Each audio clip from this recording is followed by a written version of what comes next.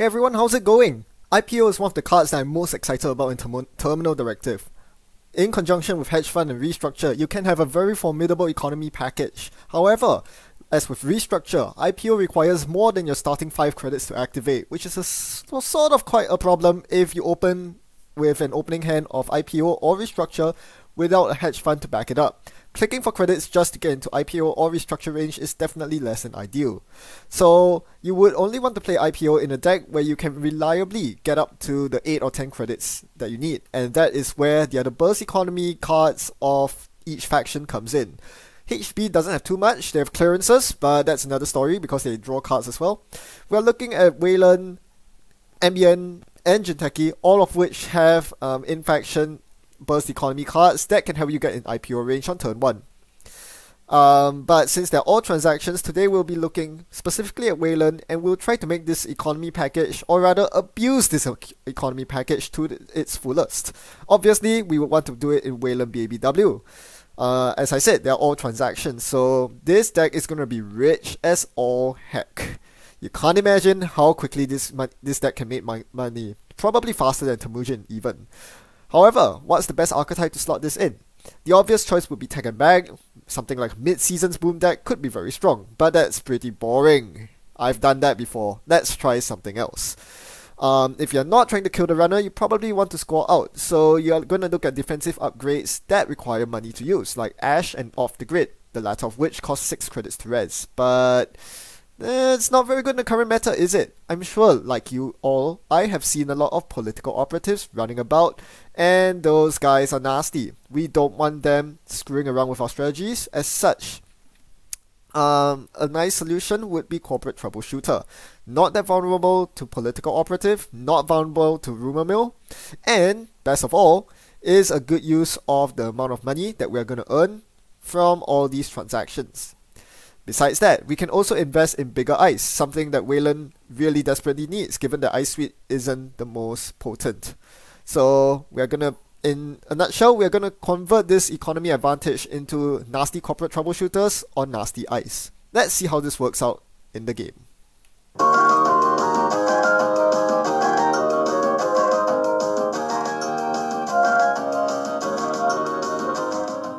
Today I'm also testing one of these new cards. You can see it in my hand right now. It's from Terminal Directive, Illegal Arms Factory. But I mulligan it away, I get a better hand. Beanstalk, Hedge, Restructure, and a couple of ice. Oh, so lovely. I'm gonna leave HQ unguarded here because smoke poses very little threat to HQ, given that there are no agendas in there. And now we get the Illegal Arms Factory going. Illegal Arms Factory is a great accelerant for such a deck. It draws you extra cards, which means you see more economy operations. Coupled with the extra credits from Illegal Arms Factory, you're gaining more money, as long as you can keep it safe from the runner's hands. If not managed properly, the bad publicity could become a really big problem for you as the corp. Now, one important rules clarification to make regarding Illegal Arms Factory is that the bad publicity text is not active while the card is unres, meaning that in order for you to suffer the bad pub, your Illegal Arms Factory must be trashed, firstly, by the runner, and secondly, while it is rezzed. So I can easily decide to overwrite the Illegal Arms Factory on my own accord after I'm done with it, using it, after I find an agenda to jam in, and I won't get the bad pub. This is quite important to note. Now my opponent reveals that they're not just playing any regular smoke, they're playing Opus Smoke. So this is a very big red flag, because if you're on Opus, you're probably running Vamp as well. So I actually need to protect HQ in addition to the remote. This is extra ice that I need to be committing, and Veritas is the perfect target for protective ice. Veritas is actually a really good ice in Wayland, and the only reason it doesn't see more play is because Wayland is crap. If Wayland weren't so crap, people would actually be playing this ice. It's too expensive to splash, but it's so taxing. It is just as taxing as the Spiderweb, but it has far more potent subroutines. Causing a 4 credit swing every time, and a trace for attack on top of that. That's amazing. Another new piece of ice that came with Terminal Directive that I'm going to use is Hortum? Okay, whatever. Hortum is going to be a very good code gate for Wayland. 4 for 4 is a good ratio. If you compare it to Lotus Field, there's no competition there. Horton has more subroutines, costs less to res. Wow, it's really good for a Wayland code gate. The best thing is it does end the run, just like Lotus Field. Therefore, it makes an ideal candidate for protecting my remote server as I'm trying to score the Oak Town here. My opponent clearly cannot get past the gear checks, and so I advance out for free. Because I'm gaining credits as I advance. You notice that very early game, I've drawn all my economy transactions, and that's thanks to Illegal Arms Factory. The couple of ticks they gave me, it didn't actually give me that much net money. Remember that Illegal Arms gives me 1 credit per turn, but it costs 3 to res, so usually you're not coming out ahead in terms of credits, but the card draw gives you transactions that will make you come out ahead anyway, so that's the great part about Illegal Arms Factory. You'll notice that I have 1 bad part right now. That shouldn't be the case. JNet is implementing Illegal Arms Factory wrongly. It gave me the bad part when I manually trash the Illegal Arms Factory, which shouldn't be the case. So just note that I have no bad part right now. I do have 2 Elizabeth Mills in my deck to clear bad part from Hostile Takeover and Illegal Arms Factory in the event that the runner does manage to get in and trash it. So I do have the backup in mind. This backup is actually quite important. As you observe my eyes, you notice that all of them are intended to tax the runner out. Veritas taxes the runner for about 4 credits if they don't break the subs. The Seder Adaptive Barrier on my remote right now is also 4 to break with a regular breaker like Corroder. So this deck basically contains a bunch of taxing ice. All the ice is designed to be low to mid-range in terms of res cost, but very expensive for the runner to break. As such, bad pub is actively harmful to my strategy, and I need to remove the bad pub as soon as the opportunity arises, hence the need for deck slots on Elizabeth Mills. No choices with that. Meanwhile, my opponent gets Temujin money going, and I'm going to decide my next course of action. It seems like scoring a hostile takeover here would be good, but clone chip is active. I'm worried about Clot. Now I do see a corporate troubleshooter, so this should make things interesting. Now I have a protective upgrade to defend my server with. All I need to do is to draw some sort of agenda, and I can be on my merry way. Question is, can I actually find the agenda in time? Yes, I do. That's the Atlas. I need to jam it into the mill server. So yeah, this looks very fishy. I'm overwriting a card with a card in the defended remote. At the same time, I'm probably going to defend R&D right here. You notice that I'm actually holding on to 2 beanstalks in my hand. This is a very interesting play because firstly, I kind of know that my opponent is running Vamp with the Opus Tail, so I want to be able to recover from 0 credits after a successful Vamp. Given that I haven't found my Christian Grid yet, this seems to be quite important. Secondly, I also need to dampen my hand, in terms of saturating it with lots of untrashable cards. That way, I'll be able to survive any HQ pokes. I do not want this hostile takeover stolen from me.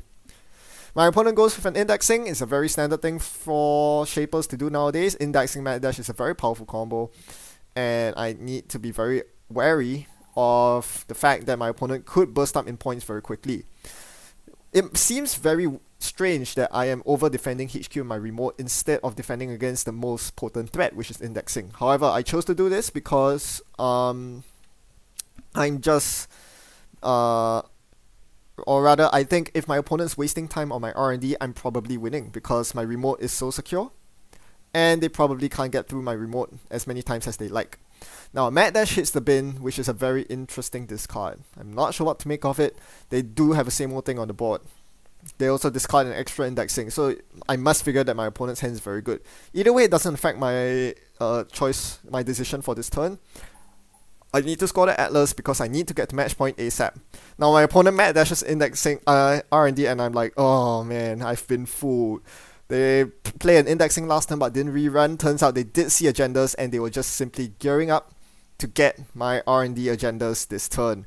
And wow, this is huge for my opponent. They found not 1 but 2 agendas, giving them 2 Mad Dashes, a hostile, and a food, bringing them up to a total of 5 points to my 4.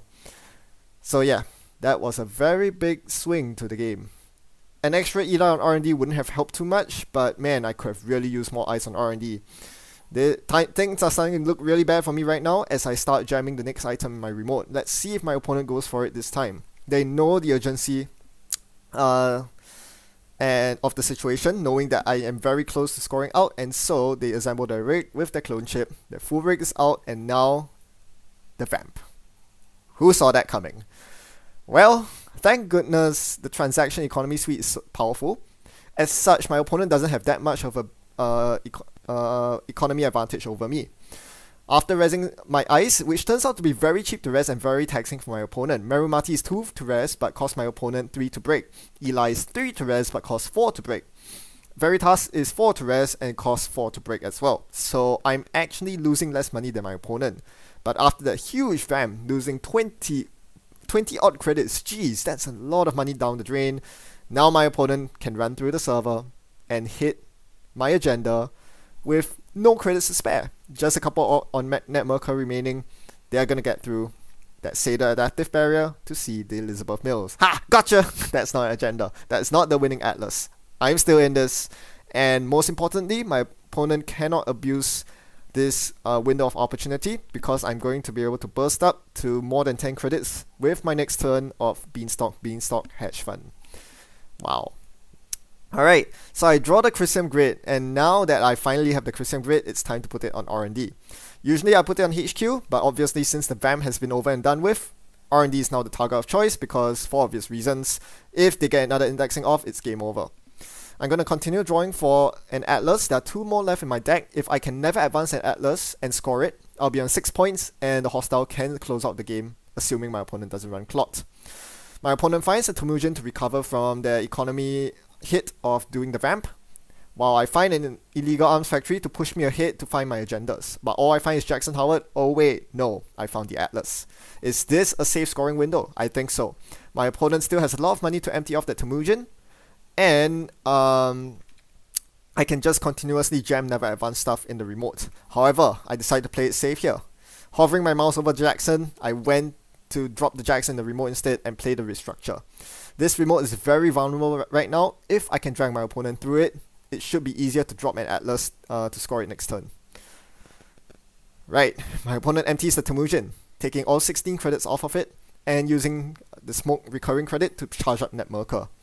This is getting me really tense. I'm really hoping they're running that remote. They have the resources to do it, but will they? We can only hope. We can only wait and see. Nope, they go for the levy. Well, in that case, I guess I have to jam the Atlas right now. It's either now or never. I don't have any fast advance mechanism, and I'm going to lose in the long run because my opponent only needs 1 more agenda to win. So, I'm going to shuffle everything with Jackson, get a corporate troubleshooter back in because that could be the key that wins me the game.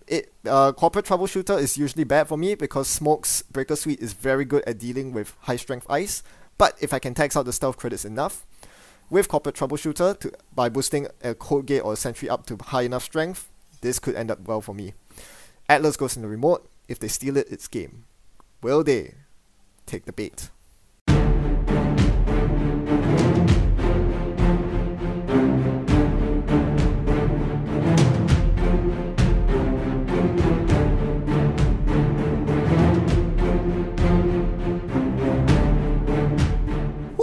Dodge the bullet right there. Alright, now I can go score this thing. And now I'm on 6 points. I have the hostile in hand. If my opponent doesn't run Clot, I'm good to go. My opponent goes for R&D, thinking that R&D might have a Chrysium Grid. They'll need to get rid of it before performing their indexing. However, being on so many credits, more than 20 before this turn started, what could I do? With only a Seder Adaptive Barrier and a Hortum guarding R&D, it was only a matter of time before my opponent could find a win. They could run this server 3 times easily to get the winning agenda off the top of R&D. With 5 agendas in the agenda score areas and 2 in my hand, there are 3 out of 16 agendas in R&D. But wait, my opponent goes ... Seems like they didn't hit any agendas. I might be home free here. 2 more clicks. If I survive 2 more clicks, I'll have a chance to fast advance this hostile takeover. Will I actually be able to pull this off, or will my opponent have the intuition to check HQ for the winning agenda?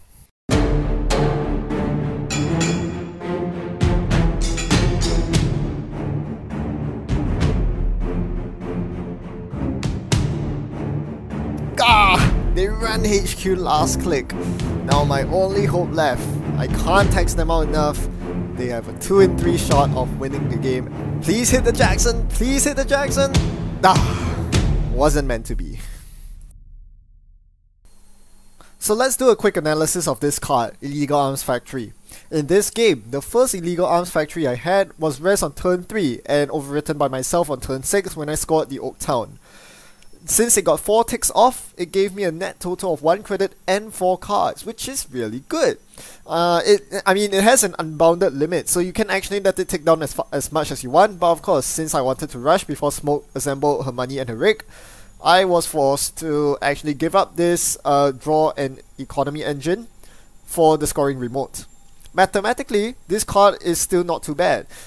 The worst case is you lose out on 2 credits and you gain a card, but after that, you get to a point where you gain more cards than lose credits, and that's actually quite important because we note that Wayland is very rich. In conjunction with your transactions and your ID ability, you have so much money that you're willing to trade them for credit, for cards. So a rush deck, kind of like mine, I wanted to rush in this matchup.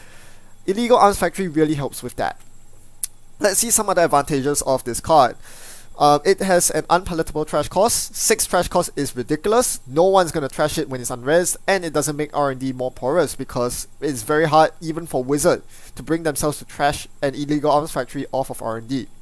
It's an asset, so unlike a similar card which is Anonymous Tip, if you let an Illegal Arms tick down for 3 turns, it's equivalent to an Anonymous Tip.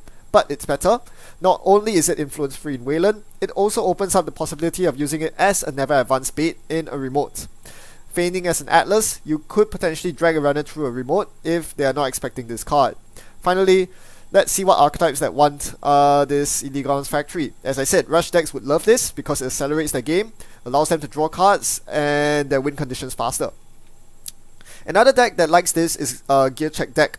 If your ice is all Gear Check, if you don't rely on hexing the runner out with high strength or multi-sub ice like Veritas, Seder, Barrier, then this card can be run without Elizabeth Mills. You can take all the bad pub you want, and your only goal is to keep the runner out by making sure they don't assemble their rig. And this is where Rig Shooter comes in. I think Rig Shooter could make very good use of Illegal Arms Factory.